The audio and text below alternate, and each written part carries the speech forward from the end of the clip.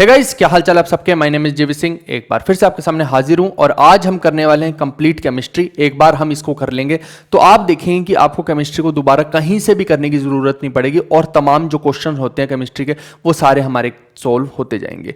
अब इसके अंदर देखिए मोस्ट इंपॉर्टेंट टॉपिक्स जो रहते हैं ना, वो इसका सबसे ज्यादा जो क्वेश्चन आते हैं वो आते हैं पीरियोडिक टेबल से। तो आपको क्या करना है कि पूरी केमिस्ट्री में कभी भी आपको समय की कमी पड़ रही हो ना, तो हमेशा पहले पीरियोडिक टेबल को पढ़ के जाइए और उसके बाद एक होता है डिस्कवरीज और इन्वेंटर्स वाला जो टॉपिक होता है उसको पढ़ के जाइए कि किसने किस चीज़ का इन्वेंशन किया है। हम तमाम चीज़ें देखेंगे, हमें क्योंकि होलिस्टिकली पूरा का पूरा कवर करना है।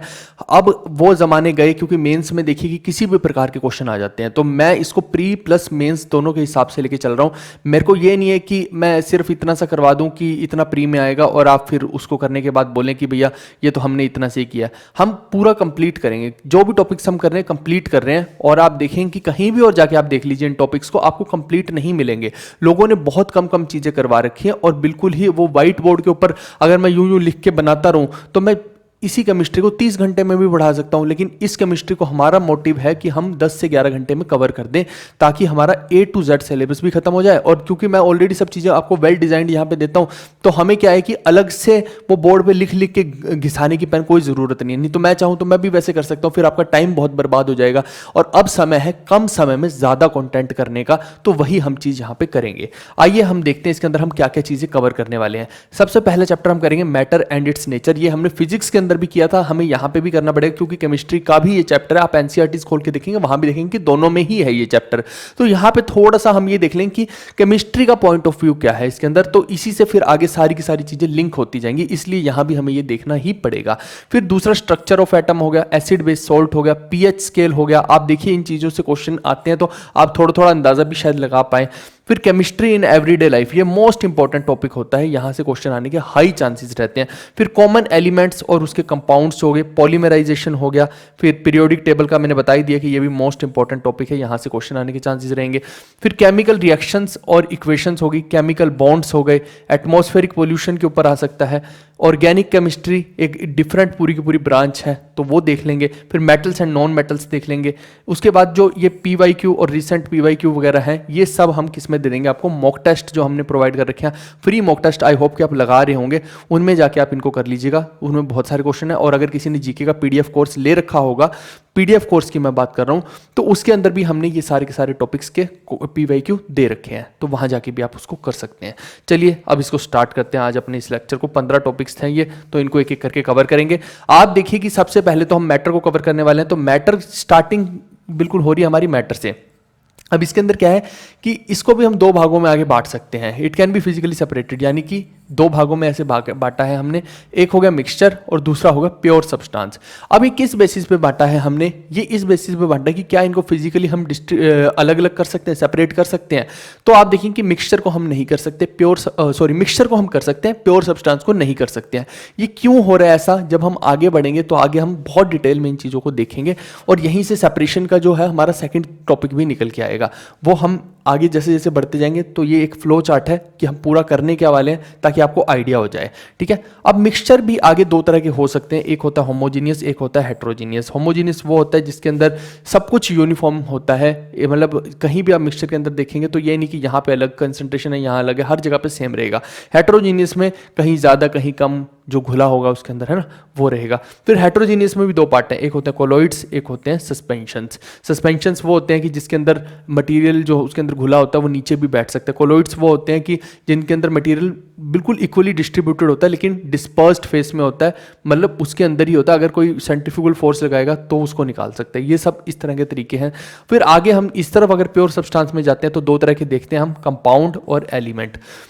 अब ये भी वो होते हैं कि केमिकली डिकम्पोज हो सकते हैं कि नहीं हो सकते। जैसे कंपाउंड है तो इनको केमिकली डिकम्पोज किया जा सकता है, लेकिन एलिमेंट एक बिल्कुल बेसिक यूनिट है, इसको कभी भी हम केमिकली डिकम्पोज नहीं कर सकते हैं। तो ये हमने एक मोटे तौर पे देख लिया कि जो मैटर है, मैटर के आगे दो भाग हैं और इनके आगे भी, मिक्सचर के भी आगे फर्दर दो भाग हैं, फिर हेट्रोजीनियस के भी आगे दो भाग हैं, होमोजीनियस का आगे कोई नहीं है, और ऐसी प्योर सब्सटेंस के भी आगे दो भाग हैं।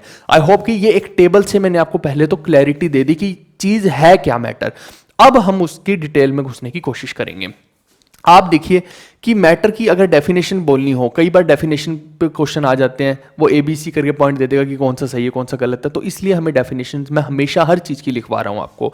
एनीथिंग जिसके पास मास है और जो कि स्पेस लेता है, जो कि टेकअप करता है स्पेस को, उसी को हम क्या बोलते हैं, मैटर बोलते हैं। यानी कि उसके पास एक मास होना चाहिए। अगर ये गेंद है तो गेंद के अंदर एक मास है इसका, है ना, वेट नहीं बोलेंगे, मास मास ही होता है ना, और ये एक स्पेस पूरा का पूरा घेर रही है ना। अब मान लो कि आप बोलो कि भैया ये देखो यहाँ इतना सा होल है, अब मैं इसके ऊपर इसको फंसाना चाहूँ, ऐसे थोड़ी फंस जाएगी, इसका अपना स्पेस है, पूरा का पूरा घेर रखा है तो घेर रखा है।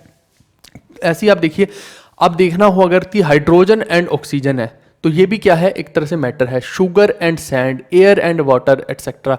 फिर small minuscule particles take up matter, यानी कि स्मॉल स्मॉल पार्टिकल्स ही मिलके क्या बना रहे हैं, एक तरह से मैटर बना रहे हैं। Due to the space between them matter particles are attracted to one another, क्योंकि उनके बीच में स्पेसिस होते हैं तो वो पार्टिकल एक दूसरे की तरफ अट्रैक्ट होते हैं। ये सब हम अभी समझेंगे इन चीज़ों को, ये तो अभी डेफिनेशन की बात हो रही है। फिर स्टेट्स ऑफ मैटर की आगे हम बात करते हैं। Matter can be classified as solid, liquid, gas. ये हमने फिजिक्स में भी देखा था कि सॉलिड और लिक्विड और गैस की तरह से होता है। फिर उनमें आगे हमने ये भी देखा था कि किस में फोर्सेस ज़्यादा होते हैं, किस में वॉल्यूम ज़्यादा होती है, किस में मास होता है। वो एक एक करके हम सारी प्रॉपर्टीज़ को भी इसके अंदर देख लेंगे, ठीक है। These three forms of material जो होती हैं, ये तीनों फॉर्म है ना, सॉलिड, लिक्विड और गैस, ये आपस में इंटर कन्वर्टिबल होती हैं। जैसे कि आप देखिए बर्फ है, अब बर्फ क्या है, सॉलिड फॉर्म है। अगर मैं उसको मेल्ट कर दूं, पिघला दूं, तो क्या बन जाएगी, लिक्विड बन जाएगी। लिक्विड को मैं हीट कर दूं, बॉयल कर दूं, तो क्या बन जाएगा, वो गैस बन जाएगा। अब वापस से गैस को मैं कंडेंस कर दूं तो वो लिक्विड बन जाएगी। लिक्विड को फिर मैं जमा दूं तो वो क्या बन जाएगा, बर्फ बन जाएगा। यानी इंटर कन्वर्टिबल, एक दूसरे के कहीं भी आप इसमें सॉलिड भी इसका बना सकते हैं, लिक्विड भी बना सकते हैं, गैस भी बना सकते हैं, या उल्टा भी कर सकते हैं। तो इसको बोलते हैं इंटर कन्वर्टिबल, ठीक है दोस्त। तो ये आप देख सकते हैं, जैसे सॉलिड है तो सॉलिड में क्या, सब पार्टिकल्स बिल्कुल पास पास रहेंगे, आपस में एकदम जुड़े हुए, जबकि गैस में देखिए बहुत दूर दूर रहेंगे, और लिक्विड में रहेंगे तो सही पास पास, लेकिन एक दूसरे के ऊपर फ्लोट कर सकते हैं, ठीक है। इसीलिए लिक्विड आप देखिए कि के ऊपर एक जा सकता है, जबकि यहाँ पे ऐसा नहीं होता ना कि आप इसको आधे को ऊपर यूँ फ्लोट करवा रहे हो, ये सब थोड़ी होता है इसके अंदर। और ये एग्जाम्पल बताया है मैटर के कि ये अगर इसने चश्मा पहन रखा है, ये तितली है, ये सन है, ये विंडो है, ये सब क्या है, ये मैटर के ही एग्जाम्पल है हमारे सामने। अब हम आगे देखते हैं प्रॉपर्टीज ऑफ मैटर। मैटर की दो तरह की प्रॉपर्टीज हो सकती हैं, पहली होती है फिजिकल, दूसरी होती है केमिकल। अब फिजिकल में क्या होता है कि जो आप आंखों से इजीली देख सकते हैं, जिसको observed and measured without changing chemical identity of the sample, यानी कि इससे क्या हो रहा है, एक तरह से उसकी केमिकल कंपोजिशन चेंज नहीं हो रही है। सिर्फ हम देखेंगे कि जैसे मान लीजिए कि ये है आपके पास, है ना, इसको मैंने बीच में से तोड़ दिया तो दो भागों में बांट दिया मान लो, तो ये क्या है, फिजिकल चेंज है इसके अंदर। क्या इसके अंदर इसकी कोई केमिस्ट्री चेंज होगी, क्या मैंने इसको, ऐसा तो नहीं है ना कि इसको कुछ और ही इसके अंदर इसका कुछ और बना दिया, इसका कुछ और बना दिया, ऐसा तो नहीं किया है, तो वही चीज़ है ना। अब दूसरा कलर की बात करते हैं, जैसे ये तो लेंथ की बात मैंने अभी बताई, ऐसी कलर की बात करते हैं। अब ये हो सकता है कि मैं इसको यहाँ से लाल, इतना इसको लाल कर दूँ, इसको पीला कर दूँ, तो क्या हो गया उससे, ये फिजिकल चेंज आपने आंखों से देखा, आपको दिख गया वो फिजिकल चेंज। केमिस्ट्री में इसके कोई चेंज नहीं हुआ, अंदर इसकी जो अंदरूनी चीज है ना वो वैसी की वैसी ही है ना। अब ये वही समझने वाली बात है कि ये लड़का है तो लड़का ही है, लड़की नहीं बना दिया मैंने उसको, वैसे समझ लीजिए, ठीक है। फिर वॉल्यूम की बात करते हैं, तो अगर मेरे पास मान लीजिए ये बॉक्स है ना, ये बॉक्स है। अब इसको अगर मैं देख लिए कि वॉल्यूम है, अगर की बात कर रहे हैं मैं, तो अगर मैं इसको बॉक्स को ये देखिए कि अगर दो भागों में ऐसे बांट दूं तो एक वॉल्यूम उधर होगी, एक उधर होगी, तो ये क्या आंखों से दिखा आपको, ये फिजिकल चेंज है, इससे कोई अंदर की बात चेंज नहीं हो रही है। मैं बॉक्स है तो वो बॉक्स ही रहेगा, बस उसकी वॉल्यूम को हमने यूं या यूं करके चेंज कर दिया, ठीक है दोस्त। फिर ओपेसिटी, मतलब कि वो दिख कितना रहा है। अब ओपेसिटी भी, अब देखिए कि कोई चीज़ आप ब्लर कर दीजिए या कोई चीज़ को बहुत ज़्यादा उसके पिक्सल्स को बढ़ा दीजिए, जैसे फोटो ही होगी एक तरह से। तो ओपेसिटी मतलब हो रहा है कि एक तरह से जैसे आप पॉलीथीन से, मान लो पॉलीथीन आगे रख लीजिए और उससे कुछ देख रहे हैं, फिर यहाँ एक बटर पेपर रख लीजिए, उससे आगे आगे कुछ देख रहे हैं, फिर आगे एक ग्लास का टुकड़ा रख लीजिए, उससे कुछ देख रहे हैं। ये क्या होगा, आपको ग्लास के टुकड़े में ज़्यादा दिखेगा, फिर पॉलीथीन में थोड़ा कम दिखेगा, बटर पेपर में और कम दिखेगा। इसका मतलब क्या है, ओपेसिटी होता है कि आप उसकी दिखने की क्षमता को कम ज़्यादा कर रहे हैं, तो इससे भी कोई फर्क नहीं पड़ रहा, ये आपको फिजिकली आंखों से दिख रही है, इसका मतलब ये फिजिकल चेंज है। वहीं पे अगर मैं केमिकल चेंज की बात करता हूँ, तो मान लो कि आपको पता है कि जैसे फल फ्रूट होते हैं उनके अंदर एसिडिटी होती है बहुत ज़्यादा, या फिर कोई आपके पास पानी पड़ा है, अब मान लो कि हम कहें कि वो पानी के अंदर मैंने क्या किया, जाके HCl मिला दिया थोड़ा सा, अब कलर तो चेंज होगा नहीं, और आप बोलें कि भैया ये तो पानी तो दिखने में वैसा ही है, इसके अंदर तो कुछ चेंज ही नहीं हुआ है, तो चलो पी लेते हैं इस पानी को। पर क्या आप कॉमन सेंस के साथ बताइए कि आप उस पानी को पी पाएंगे जिसके अंदर मैंने एसिड मिला दिया? नहीं पी पाएंगे। यानी कि एसिडिटी क्या हो गया, एक तरह से ये केमिकल चेंज हुआ है, ये केमिकली हमने उसके अंदर उसका फॉर्मूला ही चेंज कर दिया, पानी के अंदर हमने HCl डाल दिया है, समझ गए। फिर ऐसी रिएक्टिविटी हो गया कि उसकी जो रिएक्शंस होती हैं वो रिएक्टिविटी भी एक केमिकल चेंज है। फ्लेमेबिलिटी हो गया कि वो ज्वलनशील हो गया। अब ये कुछ वैसे ही समझ लीजिए कि अल्कोहल होती है, जैसे आप मान लीजिए कि अल्कोहल होती है तो वो तुरंत आग पकड़ती है। अब पानी पड़ा है, पानी के अंदर मैं अल्कोहल डाल दूं जाके, और आप बोलें कि नहीं भैया ये तो कोई चेंज ही नहीं है, ये तो फिजिकल चेंज है। फिजिकल चेंज कैसे होगा? क्योंकि पानी जो है वो खुद आग नहीं पकड़ रहा है, लेकिन उसके अंदर अल्कोहल को मिक्स कर दिया और फिर आग लगाई, तो वो एकदम से वो जो अल्कोहल उसके अंदर होगी वो सिर्फ अल्कोहल का पार्ट जो है वो आग पकड़ना शुरू कर देगा। तो फ्लेमेबिलिटी जो है ये भी क्या हो गया, केमिकल चेंज हो गया। फिर ऐसी टॉक्सिसिटी हो गया, वही चीज़ है ना कि कोई मान लो कि आपके पास सेब है, सेब के अंदर क्या हुआ, एक सांप ने डंक मार दिया, और आप बोलो कि भैया ये सेब जो है ना ये तो इसमें तो कोई चेंज ही नहीं हुआ है, इसको मैं खा लेता हूँ, है ना, तो वो जहरीला हो गया, टॉक्सिक हो गया, तो आप उसको नहीं खा सकते। तो ये एक फिजिकल चेंज नहीं हुआ, ये क्या हुआ, उसकी केमिकल चेंज हो गया, उसके अंदरूनी चीज को हमने चेंज कर दिया। हमने सेब के बाहर के रंग को चेंज नहीं किया, हमने उसके अंदर की कंपोजिशन को चेंज कर दिया, उसके अंदर विष भर दिया भाई। तो अंदर की चीज जब चेंज हो जाएगी तो फिर तो वो आपको नुकसान देगी। तो ये हो गई केमिकल चेंज। आई होप कि मैंने आपको ये क्लैरिटी दी होगी कि केमिकल और फिजिकल चेंजेस में मतलब क्या है। इससे क्वेश्चन इस तरीके से पूछा भी जा सकता है कि अगर वो बोल देगा कि हमने क्या किया, एक बिल्डिंग था उसका कलर चेंज कर दिया, या फिर हमने क्या किया, एक डब्बा था डब्बे का रंग लाल से पीला कर दिया, सफेद कर दिया, तो बताइए कि ये फिजिकल चेंज कि केमिकल चेंज है। ये ऑप्शंस में देके ना ABC स्टेटमेंट देके तब पूछ सकता है, तब समस्या खड़ी हो जाएगी आपके लिए, तो आपको पता होनी चाहिए। अब अगली चीज जो आपसे एग्जामिनर पूछ सकता है, क्योंकि हम डीप में कर रहे हैं, तो आपसे क्या पूछा जा सकता है, इंटेंसिव और एक्सटेंसिव प्रॉपर्टीज के बारे में पूछा जा सकता है।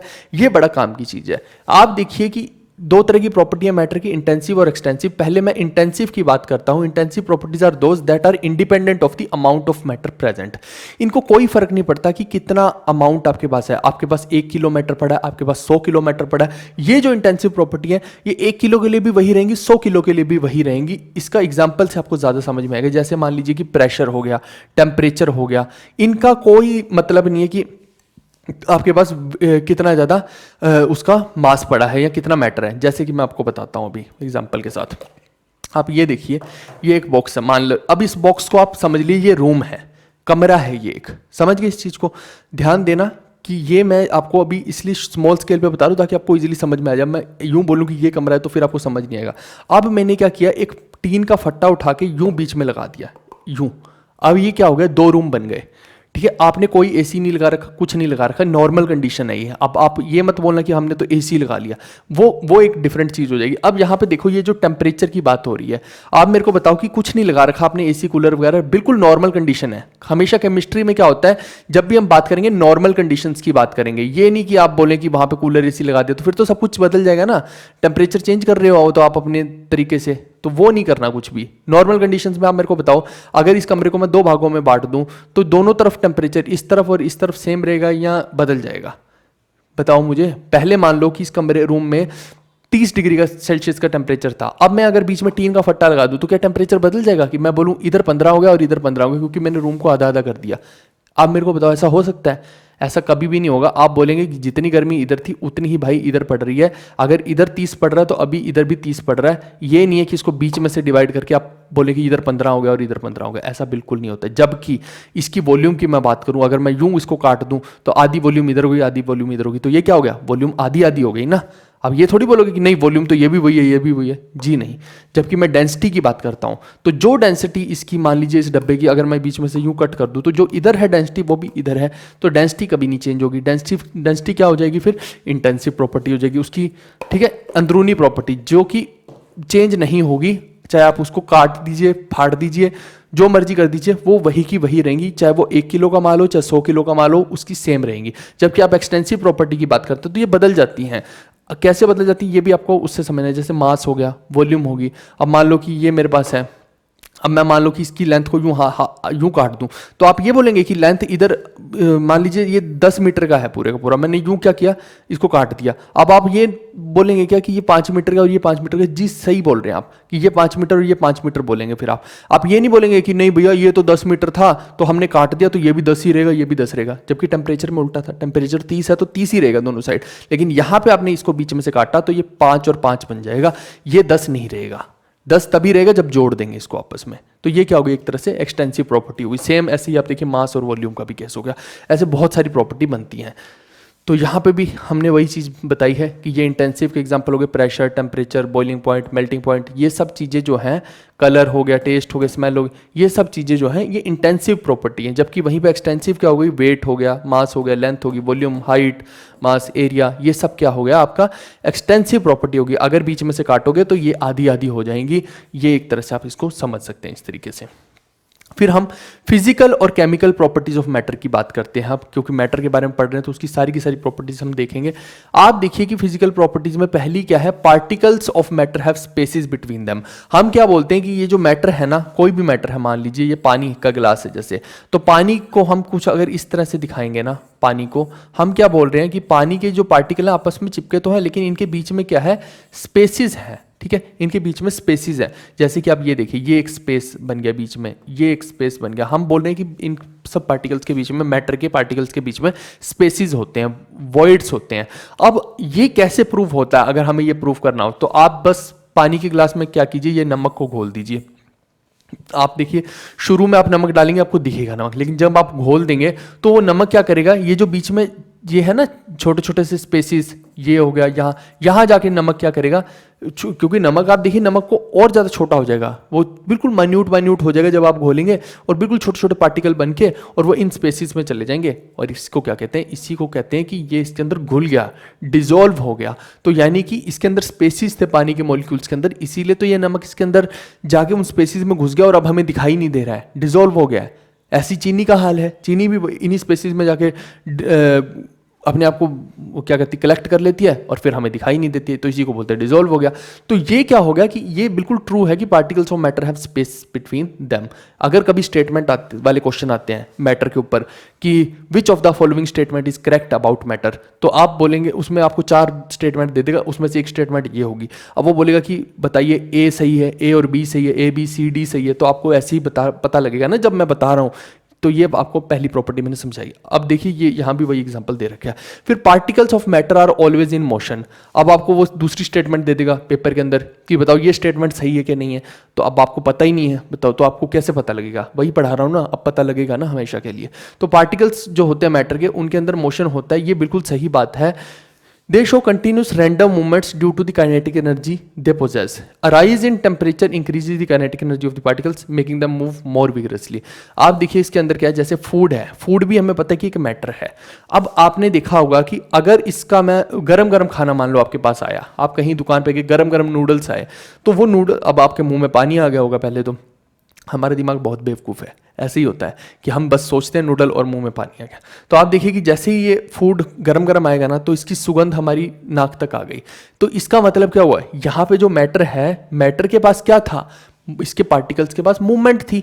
देखिए ना, काइनेटिक एनर्जी थी, काइनेटिक एनर्जी थी, मूवमेंट का क्या मतलब है, काइनेटिक एनर्जी थी, तो वो तभी तो हमारी नाक तक पहुंचा है। अब जो लोग फिजिक्स नहीं पढ़ के आए भाई, वो पहले फिजिक्स पढ़ के आओ, तब तो समझ में आएगा काइनेटिक एनर्जी क्या होती है, पोटेंशियल एनर्जी क्या होती है। तो जो मूवमेंट होती है उसी को काइनेटिक एनर्जी बोलते हैं। तो ये हमारी नाक तक पहुंचने, इसका मतलब इनके पास क्या है, काइनेटिक एनर्जी। और अगर टेम्परेचर हाई है, गर्म खाना है, टेम्परेचर हाई है ना, उसका तापमान हाई, तो उसकी मूवमेंट और ज़्यादा होगी, उसकी काइनेटिक एनर्जी और ज़्यादा होगी। लेकिन अगर खाना ठंडा है तो उसकी सुगंध आपको नहीं आएगी, आपको लगेगा कि कुछ है ही नहीं आपके सामने पड़ा, और आपका मन भी शायद ना करे उसको खाने का। तो वो इसीलिए हो रहा है क्योंकि वहाँ पे काइनेटिक एनर्जी मॉलिक्यूल्स की है ही नहीं है। तो इसका मतलब ये ट्रू है कि particles of matter are always in motion. Particles हमेशा मोशन में रहेंगे, ठंडा खाना तब भी रहेंगे, बट वो हल्के हल्के मोशन में रहेंगे, वो आपको दिखाई नहीं देंगे। वाइब्रेशन हमेशा होती है इस दुनिया में, हर चीज़ में वाइब्रेशन है, स्टिल से स्टिल चीज़ में भी वाइब्रेशन है। फिर तीसरी स्टेटमेंट एग्जामिनर आपको देगा, बोलेगा particles of matter attract each other. अब आपको पता ही नहीं है कि भैया ये अट्रैक्ट करते हैं कि नहीं करते हैं, तो आप कंफ्यूज्ड, भैया 2 ऑप्शन तो चलो मेरे को पता थे, अब ये तीसरी स्टेटमेंट सही है कि नहीं, तो इसी से आपका आंसर गलत हो जाएगा। अब टफनेस लेवल तो ऐसे ही बढ़ेगा ना एग्जाम में। तो अब देखिए कि ये बिल्कुल ट्रू स्टेटमेंट है। अब ये कैसे है आप देखना, अगर एक सिक्का लीजिए, आप सिक्के के ऊपर जोर के हथौड़ा मारिए, लेकिन सिक्का कभी भी टूटेगा नहीं। क्यों नहीं टूटेगा, क्योंकि उसके पार्टिकल्स जो है ना आपस में मैटर के, वो इतने एकदम स्ट्रॉन्ग बॉन्ड बना के बैठे हैं। अगर वो कच्चा ही होता तो वो तुरंत टूट जाता, लेकिन वहीं पर अगर आप एक चौक के ऊपर मारेंगे तो चौक टूट जाएगा। चौक इसलिए टूट रहा है क्योंकि इसके पार्टिकल्स के अंदर ना जो फोर्स ऑफ अट्रैक्शन है वो कम है, ठीक है। वो इसीलिए हाथ से भी टूट जाएगा। लेकिन अगर इसको मैं हाथ से यूं करके तोड़ूंगा, बहुत दम लगाना पड़ेगा, तब जाके ये हाथ से टूटेगा। तो इसका मतलब कि इसके पार्टिकल्स के बीच में फोर्स ऑफ अट्रैक्शन बहुत ज़्यादा है। ऐसी लोहे की चीज़ पकड़ लो, उसको यूं करोगे नहीं टूटेगा भाई, करते रहो यूं यूं, है ना, अपने सर पे मार लो तब भी नहीं टूटेगा। तो वो उसका मतलब उसके अंदर फोर्स ऑफ अट्रैक्शन जो पार्टिकल्स के बीच में और ज़्यादा हाई है। वही चीज़ हमने यहाँ पे दर्शाई है कि जैसे सॉलिड है, सॉलिड के बीच में देखिए इतना एकदम जुड़े हुए हैं आपस में, ये जो है ये बीच में स्पेसिस होते हैं, यहीं पे आके वो जो घुलने वाली चीज़ें होती है वो आके इसमें घुल जाती हैं, ऐसी लिक्विड में होता है। लेकिन आप देखिए कि ये इनकी कोई मूवमेंट नहीं, ये एकदम पैक्ड है पूरे।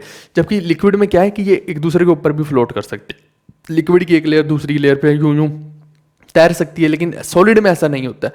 तो ये देखिए कि इनकी फोर्स ऑफ अट्रैक्शन बहुत ज़्यादा है, यहाँ पे फोर्स ऑफ अट्रैक्शन थोड़ी कम हो जाती है, इसीलिए एक लेयर दूसरी लेयर पे भी घूमती फिरती रहती है। यहाँ पे फोर्स ऑफ अट्रैक्शन बिल्कुल कम हो जाती है, इसीलिए आप देखिए कि गैस जैसे ही ऑन करेंगे गैस की कोई भी चीज़ को, तो गैस यूं करके फैल जाएगी, क्योंकि फोर्स ऑफ अट्रैक्शन है ही नहीं। अगर फोर्स ऑफ अट्रैक्शन होती तो यूं एक दूसरे को खींचते पार्टिकल, तो वो इधर उधर जा ही नहीं सकता था, बट वहाँ बहुत ही कम है, तो यूं करके बिखर जाती है वो तुरंत ही। समझ गए इस चीज़ को? तो यानी कि फोर्स ऑफ अट्रैक्शन दोनों के बीच में, particles of matter attract each other, क्यों करते हैं? फोर्स ऑफ अट्रैक्शन की वजह से करते हैं। और ये हमने फिजिक्स में भी पढ़ा था, वो G(m1m2/r²) वाला फॉर्मूला, कि कोई भी दो पार्टिकल होंगे वो एक दूसरे को हमेशा अट्रैक्ट करेंगे। अब तीसरी ठीक है, अब ये 3-4 स्टेटमेंट हो गई। अब ये प्रॉपर्टीज थी। अब आगे हम देखते हैं कि effect of change of temperature on the state of matter, कि अगर हम टेम्परेचर को बदलते हैं तो जो मैटर की स्टेट है वो चेंज कैसे होगी, है ना। आप देखिए, on increasing the temperature the kinetic energy of the particles of the matter increases. ये तो हमें पता है कि जैसे हम तापमान को बढ़ाएंगे तो काइनेटिक एनर्जी वो बढ़ जाएगी, मूवमेंट बढ़ जाएगी पार्टिकल्स की, and they begin to vibrate with higher energy. Vibrate तो वो वैसे भी करते हैं, लेकिन फिर क्या करेंगे, हाई एनर्जी वाइब्रेट करना शुरू कर देंगे। तो इससे क्या होगा, inter particle force of attraction between the particle reduces. अब जैसे ही टेम्परेचर बढ़ाएंगे तो वो क्या है, पार्टिकल एक दूसरे से थोड़ा दूर जाने की कोशिश करेंगे। क्यों? क्योंकि उनको गर्म कर दिया, वो पॉपकॉर्न की तरह टक टक टक उछल रहे हैं, और कभी पॉपकॉर्न उछलते हुए देखना यूं एक दूसरे से दूर हो जाएंगे, तो वो पार्टिकल थोड़ा दूर जाना शुरू कर देंगे, उनके बीच की फोर्स कम हो जाएगी, क्योंकि हम उनको हीट कर रहे हैं लगातार। अब इससे क्या होगा, particles get detached from their position and begin to move freely. वो अपनी पोजीशन से टक करके टूट जाएंगे और इधर उधर डोलने लग जाएंगे। यानी कि हम ये कहना चाह रहे हैं कि कोई सॉलिड है, अगर उसको हीट करते हैं तो वो लिक्विड बन जाएगा, जिसके अंदर फोर्स ऑफ अट्रैक्शन सॉलिड से कम होती है। और उस लिक्विड को फर्दर हीट कर देंगे तो वो जो लिक्विड है वो गैस बन जाएगा, जिसके अंदर और कम हो जाती है फोर्स ऑफ अट्रैक्शन। समझ आ गई बात? ये वही चीज है। As a result the state of matter begins to change, solid undergo a phase change to form liquid, similarly liquid also undergo a phase change to form gases. Phase change का मतलब है कि कोई चीज सॉलिड है तो वो gas बन जाएगी, या सॉलिड है तो वो लिक्विड बन जाएगी। हाँ, सॉलिड से गैस भी बन सकता है सीधा, वो हम बताएंगे, अभी करेंगे आगे। तो यही चीज है। आप जैसे देखिए, ये बर्फ का पीस है, सॉलिड है, ठीक है। अब इसकी क्या हुई, मेल्टिंग हुई। नीचे वाला देखना पहले, मेल्टिंग हुई तो क्या बन गया, लिक्विड बन गया। तो यहाँ पे फोर्स ऑफ अट्रैक्शन कम हुई। अब इसकी क्या की हमने, इवेपोरेशन की। इवेपोरेशन की तो ये क्या हो गया, गैस बन गया। गैस फिर आगे जाके बादलों में जाएगी, है ना, वही वाला सीन है। तो यहाँ पे क्या हुआ, ये हमने क्या किया, सॉलिड से लिक्विड, लिक्विड से गैस बना दिया। अगर हमें सीधा सॉलिड से गैस की तरफ जाना होता है, सॉलिड से गैस बनानी होती है, तो कैसे बनती है, उसको प्रोसेस को बोलते हैं सब्लिमेशन। सॉलिड से सीधा गैस बन जाए, आगे पढ़ेंगे हम सब्लिमेशन के बारे में भी। और अगर गैस से सीधा सॉलिड बनाना है, उसको हम बोलते हैं डिपोजिशन। ये प्रोसेसेस आपको याद रखनी है, पेपर में पूछी जा सकती है। सब्लिमेशन क्या होता है, डिपोजिशन क्या होता है, अगर इसके बारे में पता ही नहीं होगा तो फिर नहीं कर पाएंगे। सब्लिमेशन है सीधा सॉलिड से गैस बन जाना, और डिपोजिशन है सीधा गैस से सॉलिड बन जाना। बीच में लिक्विड का रोल ही खत्म कर दिया। लेकिन अगर आप देखिए कि कोई चीज़ पहले सॉलिड थी, फिर वो क्या बनी, लिक्विड बनी, तो उसको बोलेंगे मेल्टिंग। फिर लिक्विड से गैस बनी तो उसको बोलेंगे इवेपोरेशन। ठीक है भाई। और ऐसे ही आप देखिए, अगर गैस से वापस से लिक्विड बनता है तो उसको बोलते हैं कंडेंसेशन। यानी गैस वापस से लिक्विड बनी तो इसको बोलते हैं कंडेंसेशन। और ऐसे ही आप देखिए कि लिक्विड से अगर सॉलिड बनाना है तो उसको क्या बोलते हैं, फ्रीजिंग। इसका बहुत सिंपल एग्जांपल है, आप फ्रिज के अंदर बर्फ रखते हैं, पानी भर के रखते हैं तो वो बर्फ बन जाता है, रखते हो ना तो वो बर्फ बनता है। कैसे बनता है, उसको क्या बोलते हैं, फ्रीजिंग बोलते हैं। तो लिक्विड से सॉलिड बनाने का मतलब होगा फ्रीजिंग। चलिए आगे बढ़ते हैं हम। अब देखते हैं effect of change in pressure on the state of matter. अभी तक हमने देखा कि टेम्परेचर चेंज करने से क्या होगा। अब हम देख रहे हैं कि मैटर के अंदर अगर हम प्रेशर को चेंज कर दें तो क्या होगा। By applying pressure the inter particle spaces between the particles of matter decreases. जब आप प्रेशर अप्लाई करेंगे, आप मेरे को बताइए, जैसे मान लीजिए कि ये पार्टिकल्स बिल्कुल पास पास हैं, इन पे अगर प्रेशर अप्लाई करेंगे तो ये जो इनके बीच में स्पेसिस है ना, ये बिल्कुल कम होने शुरू हो जाएंगे। या फिर आप यहाँ देखिए गैस में, अगर मैंने प्रेशर यूं किया इसमें, तो ये जो दूर दूर है पार्टिकल, ये बिल्कुल एक दूसरे के पास पास आ जाएंगे। जब मैं यूं प्रेशराइज करूंगा तो आ जाएंगे पास पास ना। तो वही चीज ये बोल रहा है कि प्रेशर से क्या है, ये पार्टिकल एक दूसरे के पास पास आ रहे हैं। We can convert a solid to liquid and liquid to gas. इस तरीके से भी हम क्या कर सकते हैं, जैसे ये गैस है, अब गैस को मान लीजिए कि आप इसको वैसे भी समझ सकते हैं। आपने कभी अगर दूध गर्म किया हो या पानी गर्म किया हो, अब पता नहीं कि आपने किया है कि नहीं किया है, आप देखिए कि जब उसमें पूरा पूरा दूध गर्म हो गया, अब वो बिल्कुल उबल रहा है दूध, है ना। अब आपने गैस बंद कर दिया, अब उसमें से यूं वेपर उड़ रहे हैं, यूं वेपर उड़ रहे हैं। आपने ऊपर क्या किया, एक प्लेट टक करके रख दी कि अब मैं इन वेपर्स को बाहर नहीं जाने दूंगा। तो क्या होगा, वो टकराएंगे उससे। अब यहाँ पे आपने प्रेशर क्रिएट कर दिया, यानी इतने सारे वेपर जो है यूं टकरा रहे हैं और वापस से उससे टकरा के नीचे जा रहे हैं, वापस से नीचे जा रहे हैं। हो क्या रहा है, इससे वो कंडेंस हो जाएंगे। और आप कभी थोड़ी देर बाद 10 मिनट बाद यूं प्लेट उठाना तो नीचे आपको पूरी प्लेट पे पानी पानी दिखेगा, टक करके यूं पानी की धार निकल रही होगी। अपने घर में करके देख लेना भाई, अपनी किचन के अंदर ये सारी की सारी केमिस्ट्री। किचन एक छोटी इंडस्ट्री होती है, बस सिंपल सी बात याद रखना। तो वहां पे हमने देखा क्या किया हमने, एक तरह से वो जो गैस वेपर बन रहे थे उनको हमने ऊपर से प्रेशराइज करके क्या कर दिया, उसको लिक्विड बना दिया। समझ गए इस चीज को, यानी कि हम उसको क्या कर रहे हैं, गैस को यू प्रेशर करके उसको लिक्विड बना रहे हैं। अब फर्दर लिक्विड को और ज्यादा प्रेशराइज करते हैं तो वो क्या बन जाता है, फिर सॉलिड बन जाता है। वो हम किस में कर रहे होते हैं, एक तरह से उसकी कूलिंग करके हम क्या कर रहे हैं, वही चीज करने की कोशिश कर रहे हैं। ठीक है दोस्त। अब अगली चीज होती है डिफ्यूजन। डिफ्यूजन मैंने वैसे भी आपको बताया था, फिजिक्स के अंदर भी और बायो के अंदर भी मैंने बताया था कि हाई कंसंट्रेशन से लो कंसंट्रेशन की तरफ जो मूवमेंट होती है उसी को डिफ्यूजन बोलते हैं। अब यहाँ पे क्या है, यहाँ पे थोड़ा सा हमें मिक्सिंग के हिसाब से देखना है। वो हमने देखा मूवमेंट के हिसाब से फिजिक्स में, बायो में, लेकिन यहाँ पे हमें चीज़ों को कैसे पढ़ना है, हमें केमिस्ट्री के हिसाब से पढ़ना है। अब यहाँ क्या होगा, when the particles of matter intermix on their own with each other the phenomena is called diffusion. अगर आपने मान लीजिए कि ये आपके पास एक मान लो पानी पड़ा है, आपने ऊपर से एक रेड कलर की डाई डाल दी और थोड़ी देर बाद ये पूरा का पूरा पानी क्या हो गया, लाल ही हो गया। समझ गए, तो लाल रंग डाला तो लाल हो गया। तो ये क्या हुआ, एक तरह से ये अपने आप ही इंटरमिक्स हो गया। आपको कुछ नहीं करना पड़ा कि इसके अंदर इसको मिक्स करने के लिए कोई केमिकल डाल रहे हैं या हीट कर रहे हैं, कूल कर रहे हैं, कुछ नहीं किया आपने। नॉर्मल पानी पड़ा था, उसमें रंग डाला और वो लाल हो गया, है ना। लाल सॉल्यूशन डाल दिया लिक्विड सा और वो लाल हो गया पूरे का पूरा। आपने रूह अफ़ज़ा डाला, वो लाल हो गया, कुछ नहीं करना पड़ा आपको, अपने आप हो गया ना। तो इसका मतलब है उसको क्या बोलते हैं, डिफ्यूजन। यानी कि यहाँ पे क्या हो रहा है, जो आपने सॉल्यूशन रूह अफ़ज़ा डाला, रूह अफ़ज़ा में क्या है, हाई कंसंट्रेशन है रेड रंग की। अब वो हाई कंसंट्रेशन से कहाँ पे जाने शुरू हो जाएंगे, वो नॉर्मल लिक्विड में जाने शुरू हो जाएंगे जो जिसके अंदर है ही नहीं था रेड कलर। तो वो है, बात वही है कि हाई कंसंट्रेशन से लो कंसंट्रेशन में जा रहे हैं, लेकिन तरीका सोचने का बदल जाएगा केमिस्ट्री में। अब लोगों को यही नहीं पता कि भाई, वो बोलते हैं कि मैटर सेम ही है दोनों जगह पे, लेकिन आप समझिए कि समझने का तरीका तो अलग है ना। यहाँ केमिस्ट्री का पॉइंट ऑफ व्यू चल रहा है, यहाँ पे बायो या फिजिक्स का पॉइंट ऑफ व्यू थोड़ी चल रहा है। आप समझिए, मैंने एक भी बार बायो की बात नहीं की यहाँ पे कि मैं बायो के हिसाब से कुछ बताने लग जाऊँ कि आपने फाट मारा और आपके भाई ने उसको सूंघ लिया इतनी दूर तक, आपने वो जलाई अगरबत्ती, उसकी सुगंध बहुत दूर तक चली गई। मैंने बात की उसकी, बिल्कुल भी नहीं की। मैं सॉल्यूशंस की बात कर रहा हूँ यहाँ पे, मैं केमिस्ट्री की बात कर रहा हूँ। तो डिफ्यूजन मैं केमिस्ट्री में बोल रहा हूँ।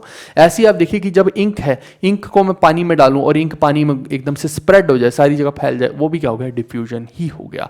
आप ऐसे भी तो हो सकता है ना कि कोई चीज़ आपने पानी में डाली, वो स्प्रेड नहीं हो रही है, वो वहीं की वहीं जमी हुई है बीच में ही, तो उसको आप डिफ्यूजन नहीं बोलेंगे। समझ गए इस चीज़ को। During diffusion the particles occupy the inter particle spaces. Again वही वाली बात है कि पार्टिकल्स क्या होता है, ये जो बीच में इतने सारे स्पेसिस हैं ना इनके, ये रेड पार्टिकल यहाँ बीच बीच में जाके वहाँ पे सेटल डाउन हो जाएंगे। और क्या है, the rate of diffusion increases with increase in temperature due to increase in the kinetic energy of the particles. आप समझिए कि अगर मैंने यहाँ पे ये नॉर्मल पड़ा था, अगर मैंने नीचे से आग लगाई इस पे, तो क्या होगा, टेम्परेचर बढ़ेगा। टेम्परेचर बढ़ेगा तो ये पार्टिकल एक दूसरे से दूर जाना शुरू कर देंगे और इनके बीच में जो इंटर पार्टिकल स्पेसिस है और बड़े होते जाएंगे, इनके बीच में गैप और ज़्यादा बड़ा होता जाएगा। अगर गैप ज़्यादा आने लग जाएगा तो इसका मतलब है कि ये जो रेड रंग हमने डाला है, ये इसको जगह मिल गई ना, इसको फिट होने की जगह मिल गई, तो ये इस बड़ी सी जगह में तुरंत जाके फिट हो जाएगा। इसका मतलब है कि वहां पे डिफ्यूजन क्या हो गई, इंक्रीज हो गई। समझ गए, यानी कि लाल रंग के स्प्रेड होने को इस पानी में, इसी चीज को हम बोल रहे हैं डिफ्यूजन। और टेम्परेचर के बढ़ने से क्या हो रहा है, डिफ्यूजन इंक्रीज हो गई। ये क्वेश्चन है दोस्त, इनको आप हल्के में मत ले लेना कि इन्होंने ऐसी स्टेटमेंट लिख दी। अब ये देखिए, पूछा जा सकता है पेपर में कि diffusion is directly proportional to temperature और इन्वर्सली प्रोपोर्शनल टू टेम्परेचर। तो आपको पता होना चाहिए अगर टेम्परेचर बढ़ा तो डिफ्यूजन भी क्या होगी, बढ़ जाएगी। क्यों बढ़ेगी उसका रीजन भी पूछा जा सकता है, तो आप बोलेंगे क्योंकि पार्टिकल्स की काइनेटिक एनर्जी बढ़ जाती है, जिसकी वजह से क्या है कि उनके इंटर पार्टिकल स्पेसिस जो है वो बढ़ जाते हैं, उस वजह से डिफ्यूजन बढ़ जाती है। देख रहे हैं आपकी कितने मैं लेमन लैंग्वेज में बता रहा हूं आपको, कि आपको अगर कभी आपने केमिस्ट्री नहीं पढ़ी ना तब भी चीजें समझ में आएंगी। अब यही डिफरेंस रहता है कि हम जब पढ़ा रहे हैं या कोई दूसरा पढ़ा रहा है, कई बार लोग पूछते हैं कि आपके और उस व्यक्ति के पढ़ाने में क्या डिफरेंस है। यही डिफरेंस है बस, कि मैं उसको तरीके को इस तरीके से बताता हूं कि मेरे को पता है कि अगर किसी बच्चे ने कभी नहीं पढ़ी ना, कोई नॉन साइंस बैकग्राउंड से भी बच्चा है, उसको भी चीजें आसानी से समझ में आ जाए। बस इतना सही फर्क है, और क्या फर्क होता है, नहीं तो फिर मतलब ही क्या पढ़ाने का। अब देखिए आप कि इसके अंदर की डिफरेंसेस बताता हूँ, सॉलिड हो गया, लिक्विड हो गया, गैसेस हो गया। ये डिफरेंसेस हमने केमिस्ट्री में फिजिक्स में भी देखे थे। अब देखिए कि पार्टिकल्स की बात करते हैं तो सॉलिड में टाइटली पैक्ड होते हैं या लूजली होते हैं, या तो गैसेस में तो पार्टिकल बहुत दूर दूर होते हैं, तो एकदम हाईली लूज हो जाएंगे, इंडिपेंडेंट ही हो जाएंगे। फिर शेप की बात करते हैं तो यहाँ सॉलिड में फिक्स शेप होती है, यहाँ फिक्स नहीं होती है। लिक्विड में तो शेप क्या फिक्स है, आप ग्लास में डाल दो ग्लास जैसा होगा, बोतल में डाल दो बोतल बन गया। तो ऐसी गैस में भी कोई फिक्स कैसे हो सकती है, गैस तो पूरे कमरे में भर जाएगी थोड़ी सी गैस भी। फिर वॉल्यूम की बात करें, अगेन सॉलिड की वॉल्यूम तो फिक्स है कि डब्बा है तो डब्बा ही रहेगा, लेकिन यहाँ पे लिक्विड को देखिए जिस भी चीज़ में डाल दोगे वो उसी के हिसाब से शेप तो ले लेगा, लेकिन वॉल्यूम उसकी कभी भी नहीं बदलेगी। अब मान लीजिए कि लिक्विड को मैं इस डब्बे में डाल दूं, फिर आप थोड़ी देर बाद बोलें कि मैं किसी ग्लास में डाल देता हूं उसको, तो क्या वॉल्यूम बदल जाएगी? वॉल्यूम नहीं बदलेगी। अगर 2 लीटर इसमें डल रहा है तो 2 लीटर ही इसमें डलेगा। वो पानी ये नहीं बोलोगे आप कि नहीं डब्बे में तो 2 लीटर था वहाँ 4 लीटर हो गया, ऐसे नहीं। वॉल्यूम यहाँ भी फिक्स है, लेकिन यहाँ गैसेज में पार्टिकल इतनी दूर दूर है। आप हल्का सा एक अगरबत्ती जलाइए, वो इतनी सी होती है अगरबत्ती और पूरे कमरे में फैल गई, तो वॉल्यूम कहाँ फिक्स हुई? समझ रहे हो आप इस चीज़ को? ऐसी देखिए रिजिडिटी की बात होती है, तो आप देखिए कि ये सॉलिड तो बहुत रिजिड होते हैं, हाईली रिजिड होते हैं, यानी कि इनको तो तोड़ मरोड़ करना या इसमें चेंज करना मुश्किल है। और यहाँ पे लिक्विड लेस होते हैं और गैसेस में तो रिजिडिटी नाम की चीज़ ही नहीं है, तो नेग्लिजिबल हो जाती है। फिर फोर्सेस की बात करें तो स्ट्रॉन्ग फोर्सेस ऑफ अट्रैक्शन होती है सॉलिड्स में, इसमें मीडियम होती हैं और गैसेस में बहुत ज़्यादा वीक होती हैं। फिर फ्लूइडिटी की बात, यानी कि फ्लो कितने अच्छे से कर सकते हैं, तो सॉलिड को फ्लो करवाया जा सकता है, ये पढ़ा। इसको आगे टप्पे देके तो यूँ आगे भेज सकते हैं, ये तो फोर्स हो गई एक तरह से। जबकि आप लिक्विड है, लिक्विड को आप देखिए कहीं भी बोतल उठाइए या ग्लास उठाइए, यूं कर दीजिए, लिक्विड खुद ही आगे डोलता जाएगा। तो यानी कि लिक्विड में क्या हो गया, फ्लूइडिटी, यस। और वहीं गैसेस में तो लिक्विड से भी ज़्यादा, क्योंकि गैस तो यूं करके शू करके आगे जाती है। भाई आपका सिलेंडर लीक कर रहा हो तो 4 गली के लोगों को पता लग जाएगा बाहर भी, तो वहाँ पे जो फ्लूइडिटी है और ज़्यादा हाई होती है। और कई लोगों को लगता है कि फ्लूइड का मतलब जो होता है ना वो केवल लिक्विड होता है, ये कई लोगों को भ्रम है, लेकिन फ्लूइड का मतलब लिक्विड प्लस गैस होता है दोस्त, ये आपको याद रखना है। फ्लूइड लिक्विड भी हो सकते हैं, गैस भी हो सकते हैं, सॉलिड को फ्लूइड नहीं बोलते, ठीक है दोस्त, कंफ्यूज नहीं करना है इसमें आपको। फिर कंप्रेसिबिलिटी की बात करता हूं, तो सॉलिड को कंप्रेस आप कितना करेंगे? भाई ये डब्बा है जो, इसके पार्टिकल्स को क्या ये कितना भी कर लो, ये तो ऐसा ही है ना, डब्बा तो डब्बा ही रहेगा भाई। जबकि आप लिक्विड को कंप्रेस कर सकते हैं, तो आप देखिए यहाँ पे इसकी कंप्रेसिबिलिटी 9, यहाँ पे कुछ होती है, जबकि गैसेस में तो बहुत हाई है। गैसेस के मॉलिक्यूल इतनी दूर दूर होते हैं, उनको यूं करके यूं पास ला सकते हो आप। फिर डेंसिटी की बात करते हैं तो सॉलिड में बहुत ज़्यादा हाई डेंसिटी है, लिक्विड में फिर लो है, यहाँ पे तो बहुत ही कम होती है। फिर ऐसी डिफ्यूजिबिलिटी की बात करें तो किसी लिक्विड में आप सॉलिड का डब्बा डाल दीजिए, क्या उसके अंदर वो स्प्रेड हो जाएगा? नहीं होगा। लेकिन वहीं पे अगर मैं एक पानी के अंदर इंक डाल दूँ तो वो तो स्प्रेड हो जाएगी। तो वही मैं चीज़ बताना कोशिश कर रहा हूँ। तो यहाँ पे देखिए कि, और अगर यही डिफ्यूजिबिलिटी की बात मैं गैसेस में करूँ, अब जैसे मैंने वो बोला था कि एक अगरबत्ती जलाएंगे तो वहाँ पे बहुत हाई हो जाती है डिफ्यूजिबिलिटी। क्यों? क्योंकि आप देखिए अगरबत्ती जली और 10 लोगों को पता लग जाएगा दूर दूर तक, तो वहाँ डिफ्यूजिबिलिटी बहुत हाई हो जाएगी, डिफ्यूजन बहुत ज़्यादा हो जाएगी। यहाँ 9 होगा, यहाँ थोड़ी कम होगी, यहाँ पे बहुत हाई होगी। फिर काइनेटिक एनर्जी की बात करें तो यहाँ तो पार्टिकल देखिए फोर्स ऑफ अट्रैक्शन एकदम हाई होती है, तो यहाँ कोई मूवमेंट ही नहीं है, बहुत ही कम मूवमेंट है, तो यहाँ लो होगी काइनेटिक एनर्जी। यहाँ पे पार्टिकल्स में इंटरमीडिएट होगी क्योंकि वो फ्लो कर पा रहे हैं पार्टिकल। लेकिन गैसेज में तो सबसे हाई होगी भाई दोस्त, क्योंकि गैसेज तो भैया शू करके जाती है, कहीं भी जाती हैं। तो फिर ऐसे एग्जाम्पल की बात करते हैं तो यहाँ सॉलिड में आप देखिए क्रिस्टलाइन एमोर्फस सॉलिड हो गए, यहाँ ऑल फ्लूइड्स हो गए लिक्विड के अंदर, तो चाहे आप जूस ले लो, पानी ले लो, दारू ले लो, जो मर्जी ले लो, है ना। फिर ऐसे गैसेस की बात करते हैं, oxygen, carbon dioxide, NO2 etcetera हो गए। आई होप कि ये चीज़ आपको यहाँ पे क्लैरिफाई हुई होगी। आगे देख लेते हैं क्या है। अब आगे देखिए आप कि यहाँ पे क्या हो रहा है, बॉइलिंग पॉइंट की मैं बात करता हूँ। तो आप देखिए द बॉइलिंग पॉइंट जो लिक्विड के होते हैं is defined as the temperature at which the vapour pressure of liquid is equal to atmospheric pressure. ये लाइन आपको पता होनी चाहिए कि वेपर प्रेशर जहाँ पे क्या होता है लिक्विड का, किसके इक्वल हो जाता है? एटमॉस्फेरिक प्रेशर के इक्वल हो जाता है, उसको क्या बोलते हैं हम, बॉइलिंग पॉइंट बोलते हैं। आपने नीचे आग लगाई, वो आग जलेगी और उसको और ज़्यादा हीटअप करेगी और एक पॉइंट ऐसा आएगा जब उसके ऊपर जो भाप बन रही है ना यूं करके, वो वेपर जो बनने शुरू हो जाएंगे, जस्ट है ना, जस्ट शुरू होने वाले हैं, तो उसमें क्या होगा, जो ऊपर से एटमॉस्फेरिक प्रेशर इसके ऊपर लग रहा था ना पानी के ऊपर, वो वही तो रोके है इसको, नहीं तो ये तो उड़ जाता अगर ऊपर से प्रेशर एटमॉस्फेयर का नहीं लग रखा है। लेकिन इस एटमॉस्फेयर के प्रेशर से अगर जैसे ही हम बराबर पहुंचेंगे तो कुछ नहीं होगा, यहाँ पे तो ठीक है, लेकिन जैसे ही इससे 0.1 भी ऊपर जाएंगे तो वो क्या हो जाएगा, बॉईल करना शुरू कर देगा, लिक्विड जो है वो गैस बनना शुरू हो जाता है, तो उसको क्या बोलते हैं हम, बॉइलिंग पॉइंट बोलते हैं। ठीक है, जहाँ पे ये फेज चेंज करना शुरू कर दे जिस टेम्परेचर पे, जैसे पानी का बोला जाता है कि नॉर्मली आप सी लेवल पे देखेंगे तो 100 डिग्री सेल्सियस इसका रहता है, जबकि आप देखिए कि ये जो बॉइलिंग पॉइंट होता है ना, ये हाइट के हिसाब से चेंज करता रहता है।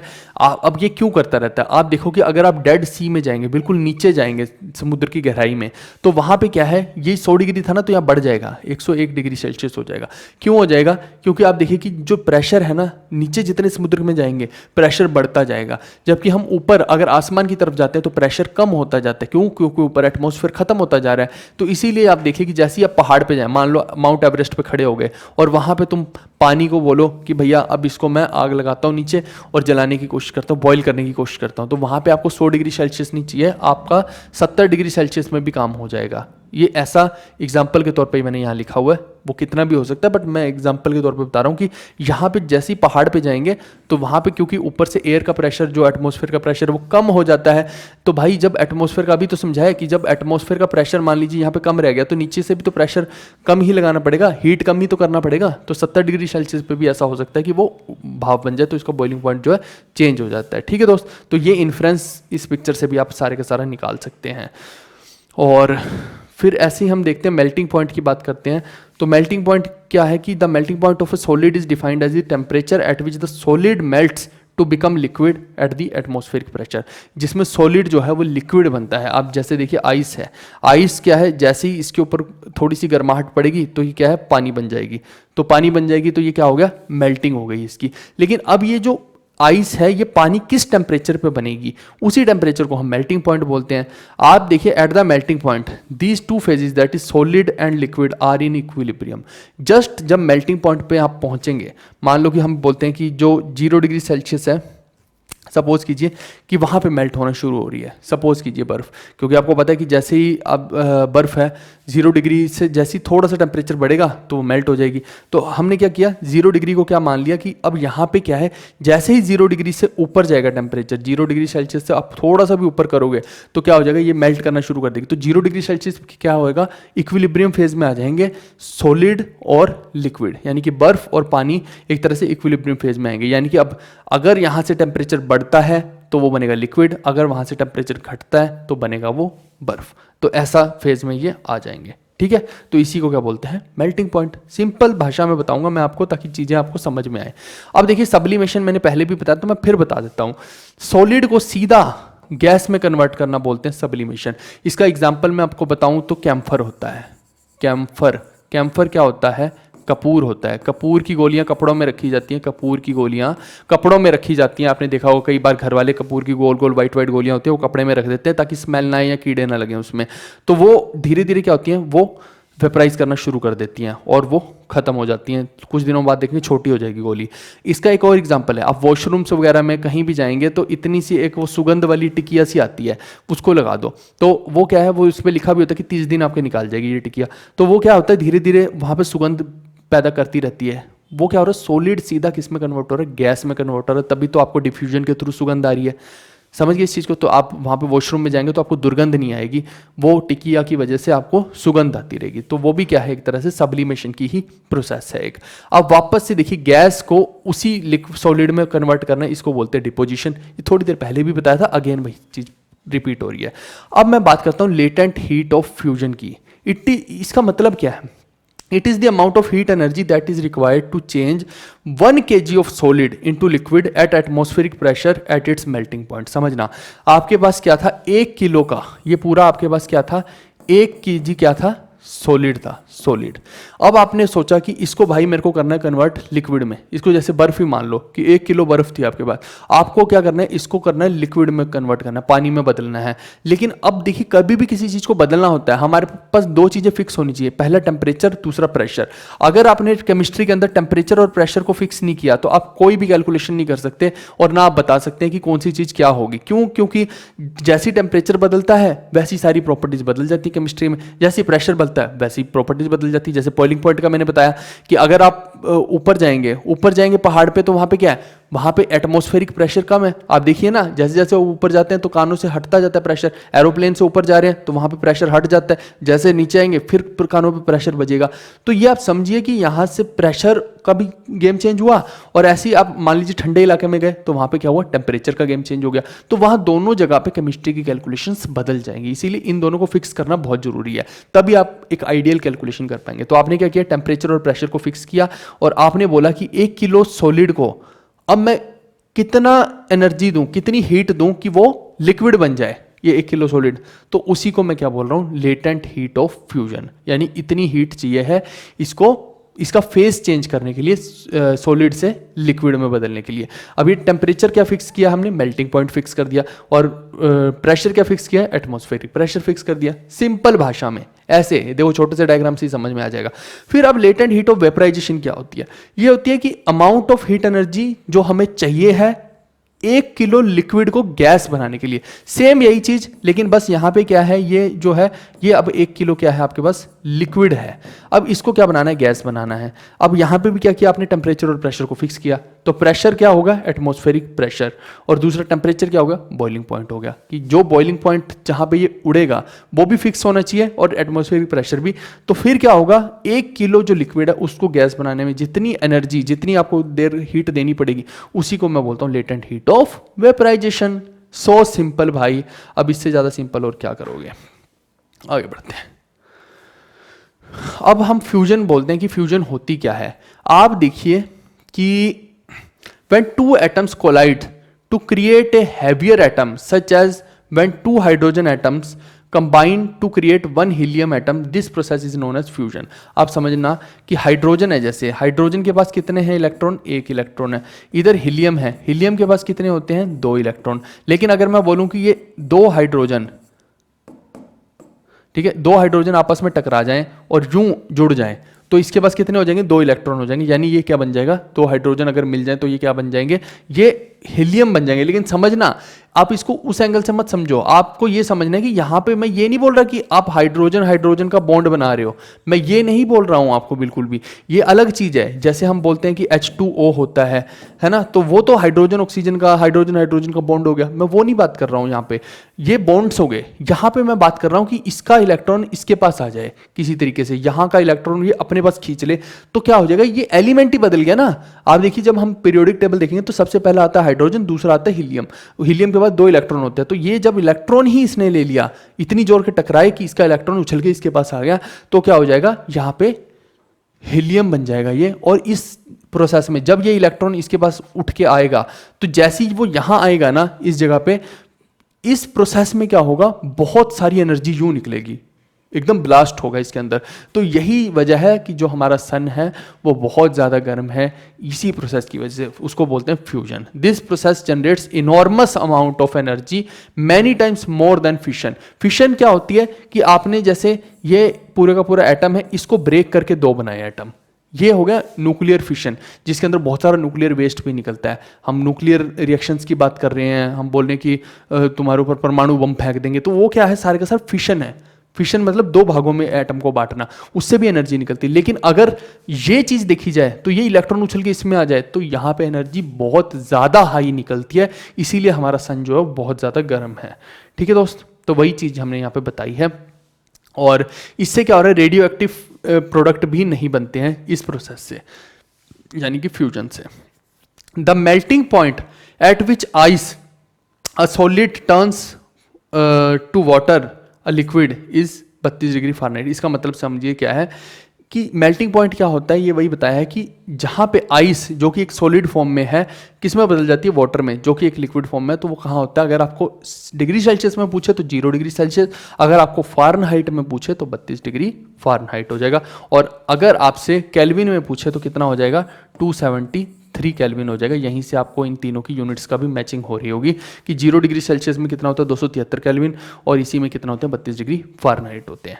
आई होप कि ये चीज़ आपको समझ आई होगी। यहाँ पे देखिए फिशन का भी मैंने एग्जांपल बताया कि इसको हमने ब्लास्ट किया और 2 भागों में बांटा, तो लार्जर एटम को स्प्लिट किया 2 स्मॉलर में, और यहाँ पे फ्यूजन में 2 स्मॉलर को मिला के क्या बना दिया, 1 बना दिया, तो ये क्या हो गया, फ्यूजन हो गया।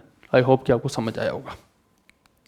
अब हम इवेपोरेशन की बात करते हैं। The phenomena by which molecules in liquid state undergo spontaneous transition, समझना इसको, ये तो सब पढ़ने वाली चीज़ें, ये तो आप पढ़ ही लेंगे। होता क्या है, आप देखिए, आप एक पानी का कटोरा लीजिए, मान लीजिए ये है, ये पानी का कटोरा है, इसको मैंने भर के क्या किया, बाहर रख दिया सन के अंदर। इसके ऊपर जैसी सन की रोशनी पड़ती रहेगी ना, ये हल्का हल्का ऊपर उड़ता रहेगा, उड़ता रहेगा, और ये जो बनाएगा ना, ये गैस नहीं बनाएगा पूरी की पूरी, आप समझना इस चीज़ को, ये क्या बनाएगा, वाटर के वेपर बनाएगा।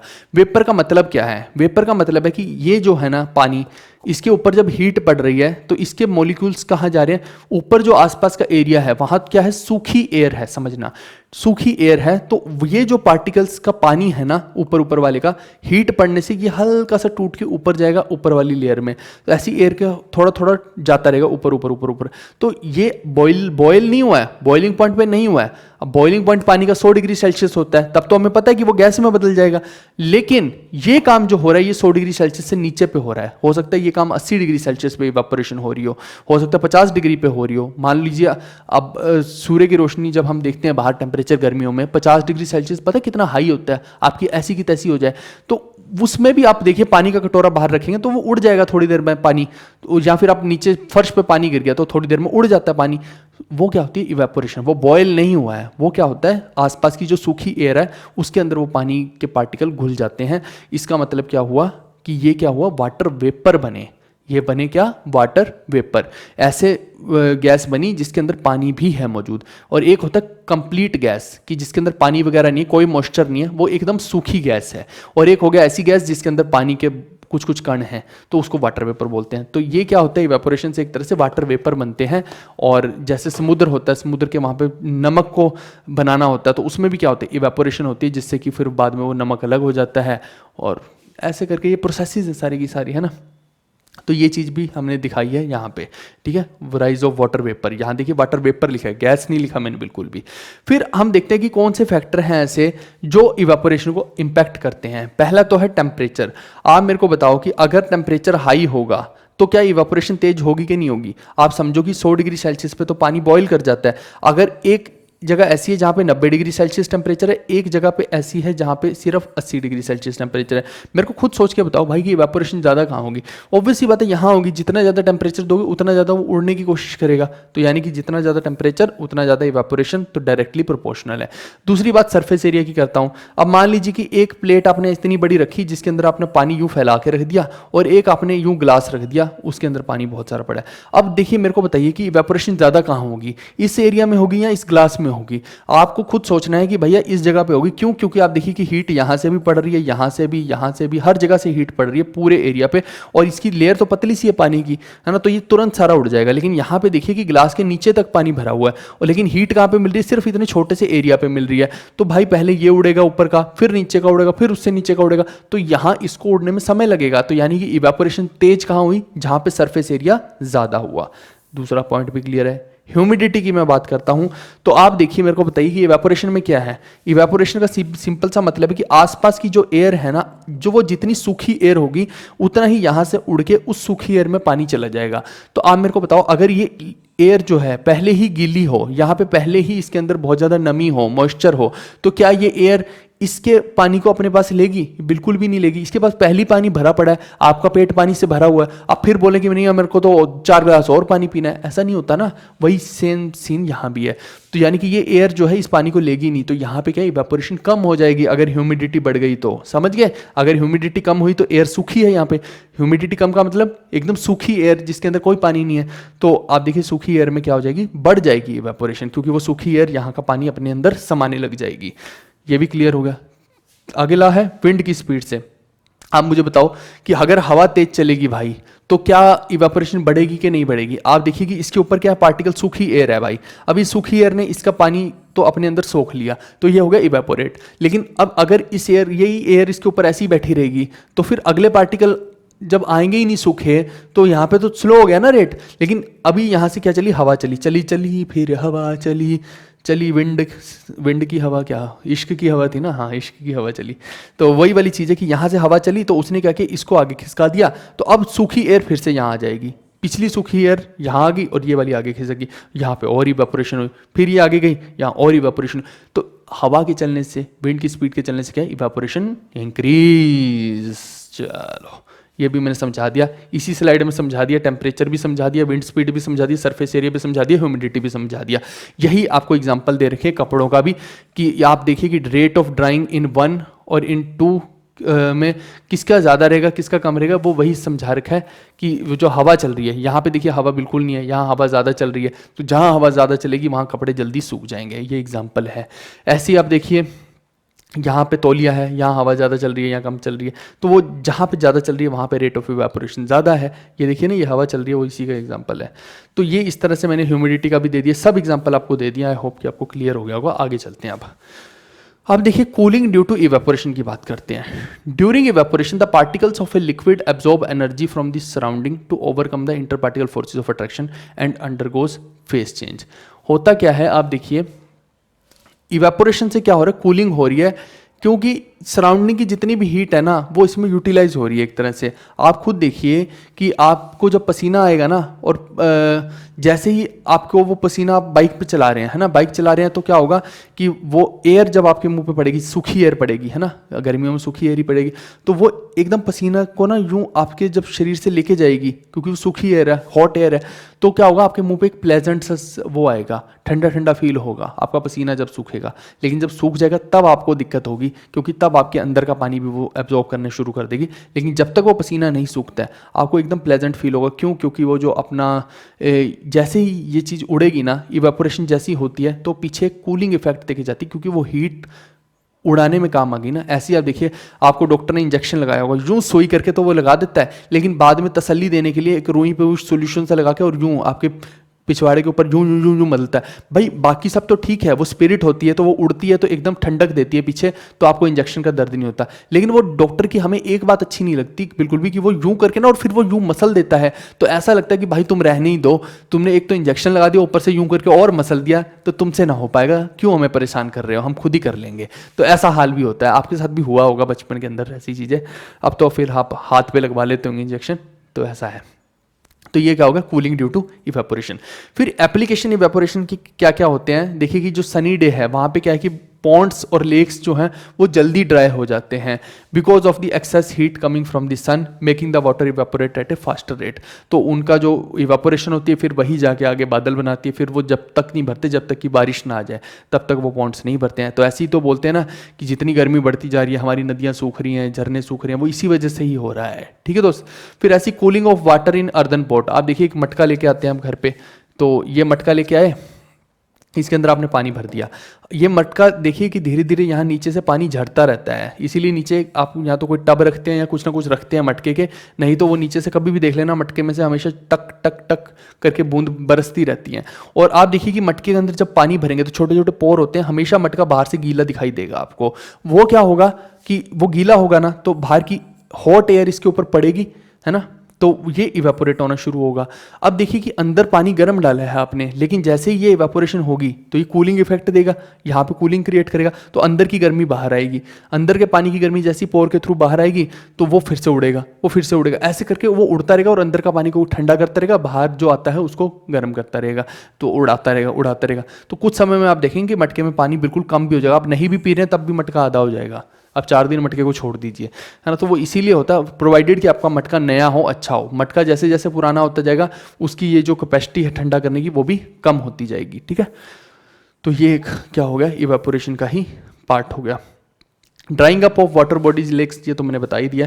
Drawing of clothes under the sun, water is remove from the clothes as water droplets get evaporated due to heat of the sun. तो वही बात है कि आपने कपड़े यहाँ पे सुखाने डाल दिए, तो क्या होगा कि जैसे ही इसके ऊपर सूर्य की रोशनी पड़ेगी तो इनका पानी ऊपर जाएगा, तो क्या है, मॉइस्चर कपड़ों का उड़ रहा है, तो ये भी कैसे हो रहा है, ये भी इवेपोरेशन के थ्रू ही तो हो रहा है। ऐसे ही आप देखिए एक तरह से hot air from hair dryer helps to dry hair by evaporating the water. आप गीले बाल लेके आइए, अब ये यूजुअली लड़कियां करती हैं, लड़के तो ऐसा नहीं करते, बहुत कम है, लेकिन लड़कियां यही करती हैं कि गीले बाल होते हैं तो उनके ऊपर हॉट एयर का ड्रायर मारती है और तुरंत वो सूख जाते हैं। आप देखिए एक तो बेचारी पहली लेट हो रही होती हैं, ऊपर से अगर ये हॉट एयर का ड्रायर ना बनाया गया हो तो फिर इनका क्या हाल हो, है ना। तो वही वाली चीज़ है कि ये हॉट एयर का ड्रायर मारेंगे और सूख जाएंगे। कैसे हो रहा है, ये भी इवेपोरेशन के थ्रू ही हो रहा है। आगे देखते हैं, चलिए। तो ये जो हमारा सेशन है इसको हम यहीं वाइंड अप करते हैं मैटर को। अब इसके आगे हम मैटर के और कुछ चीज़ें देखेंगे, प्योर सब्सटेंस देखेंगे और मिक्सचर्स देखेंगे कि क्या होते हैं। लेकिन आज का जो टॉपिक है, जितनी इंपॉर्टेंट चीज़ें बनती थी वो मैंने सारी की सारी इसमें कवर की हैं। और ये थोड़े लंबे लंबे टॉपिक इसीलिए जा रहे हैं क्योंकि इनके अंदर हमें चीज़ें बहुत हैं जो मेरे को सिखानी है आपको। ठीक है दोस्त, आई होप कि आपको ये चैप्टर पूरा क्लियर हो गया होगा। अब पार्ट 2 जो इसका रहेगा प्योर सब्सटेंस और मिक्सचर वाला, वो हम नेक्स्ट वीडियो में करेंगे। Okay guys, bye bye, take care, see you, love you all.